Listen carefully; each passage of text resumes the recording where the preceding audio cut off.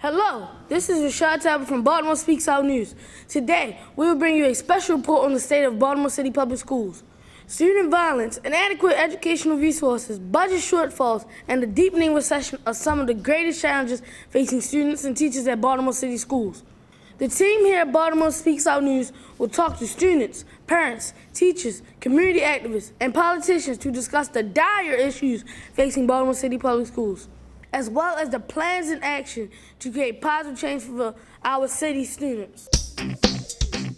BSO News.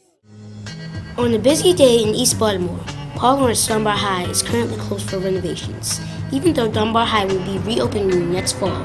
After a brutally tough economic year for the city's educational system, other schools will be closing their doors for good.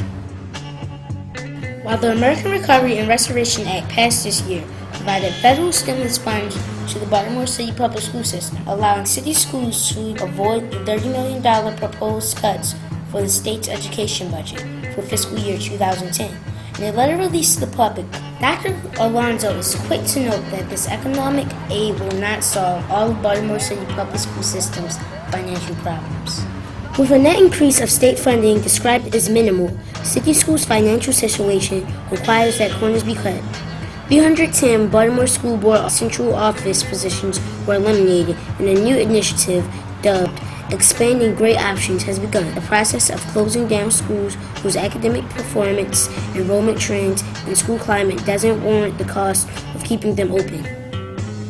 So far, the following schools are permanently closing their doors: Homeland Security High, Banks High, Marshall High, Dunbar Middle, and Lamell Middle. This has been Antonio Lund for Baltimore Speaks Out News. While the budget deficit is a major problem for the educational system in Baltimore, extreme and sometimes deadly episodes of in-school violence threaten to further disrupt the possibility of students receiving a quality education. Let's take a look. In April of 2008, two West Baltimore middle school students were beaten with lacrosse sticks by peers who mistook red trim on one of the boys' athletic shoes as a gang sign. In the same week, a teacher at Reginald F. Lewis High School was assaulted by a 10th grade female in her class. The video of the incident was leaked to YouTube, creating a national dialogue over violence in schools.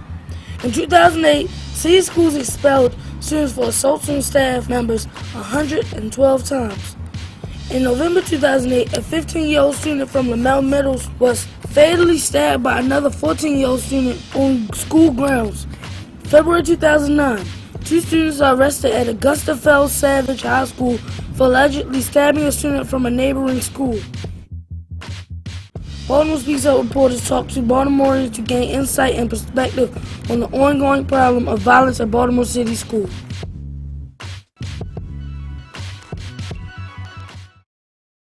People think of Baltimore as dangerous, or they're going to think of Baltimore school system as dangerous. There's also the very real fact that there is some violence happening in the school system, and whenever you have something happening, even if it's just a little bit, somewhere where it's not supposed to happen at all, it's going to affect people strongly, and they're going to be upset about it and concerned, and they should be. It's very sad when we see images of students fighting teachers, on the floor, and it's all over YouTube for everything. And it is very sad to see violence escalating. It's very sad when I go to a school and a middle school student has stabbed another student to death or shot a student. It is very sad, and it's something that the community needs to come together and work on. Why do you believe there's so many gangs in Baltimore City Public Schools? Well, I think essentially everybody wants to belong.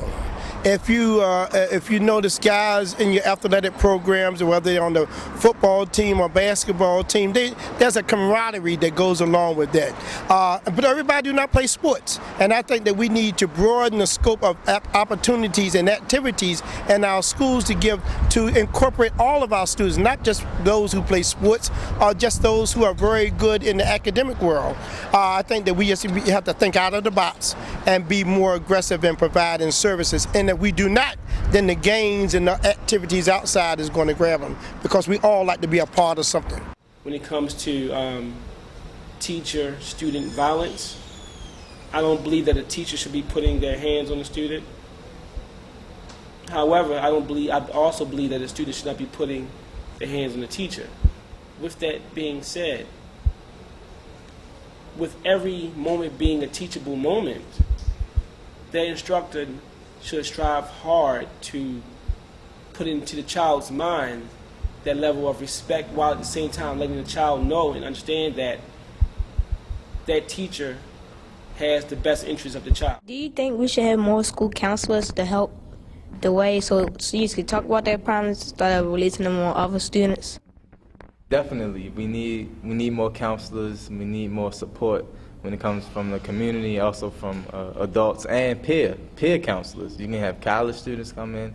You can set up a program with youth in the school, students that's helping, talking about problems and things like that. So yeah, we need more counselors because a lot of us don't have people to talk to, and if those things aren't brought out in a positive way, it'll come out in a negative. I go to William H. Lamel Middle School. Well, I actually experienced a stabbing up my school, and that really affected me because that was my friend that got killed and my friend that stabbed the person. If you look at the situation that happened, you would realize that 2 students has now really lost their lives. One died and one of them is in jail now. So you should take it as if nothing like that needs to happen at any other school again. I sat down in studio to talk with members of Baltimore Algebra Project about Baltimore City education. The Algebra Project is a student-run organization that focuses on teaching math skills and advocacy to teens. Their mission is to, quote, call for community of leaders as well as exhibit leadership while remaining committed to the education of those in need of advancements in their socioeconomic status. Can you describe any of the conditions or inadequacies that you believe Baltimore City public school systems to have? Well, where do I start? There's outdated materials, lack of teachers, crowded classrooms, the list goes on.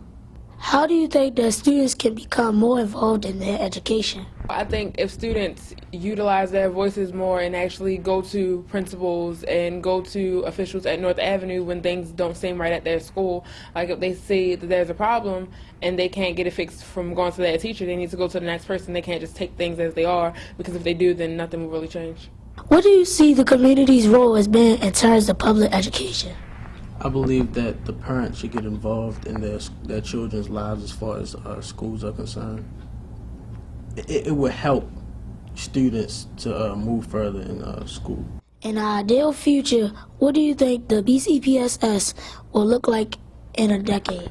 Well, hopefully, if I am successful in trying to pursue my dream with the BCPSS, everything will be a lot brighter. It seems like the BCPSS says a lot of things, but they don't really come through and follow through with them, and that's becoming a problem. Like, they have this whole idea of great schools and great kids. The kids could be great, but the schools aren't, and that's a problem. Hopefully, Dr. Alonzo and those people who he works with will work with organizations like the Algebra Project more closely so that we can actually make that change and make that motto true. This has been a year of ups and downs for Baltimore City Public Schools. In Baltimore, the recession that is touching the lives of many Americans has also directly affected the future of education in the city. Violent episodes at public schools have left some students dead and many others unsure about their personal safety during in-school hours. Amidst the challenges, there have been some signs of change. On July 1st, 2007, Dr. Alonzo was named CEO of Baltimore City Public Schools. By the end of his first year as CEO, Baltimore City Public Schools had the highest graduation rate and lowest dropout rate across all categories of students, stemming a 40-year trend in decreased enrollment rates. Alonzo has also initiated the Fair Student Funding Program, which moves money and resources from central administrations to schools, ensuring, quote, that every student enjoys equal educational opportunity and every school accepts accountability for improvements in student outcomes. Even with the sweeping changes that Alonzo hopes to make to the Baltimore educational system, it's going to take the efforts of many to make a difference in the education that Baltimore City youth will receive.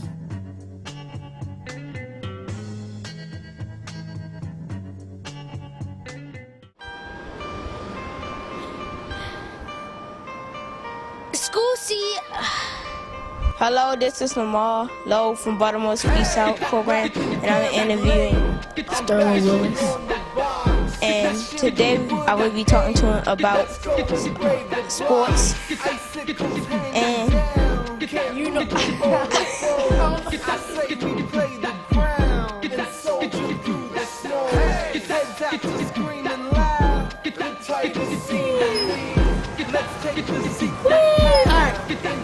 I don't want any punch no more. Leave me alone.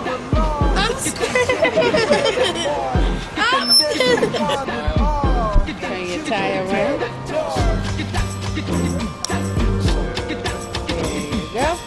BCPSS is now facing another roadblock, the recession. Eskimos for life.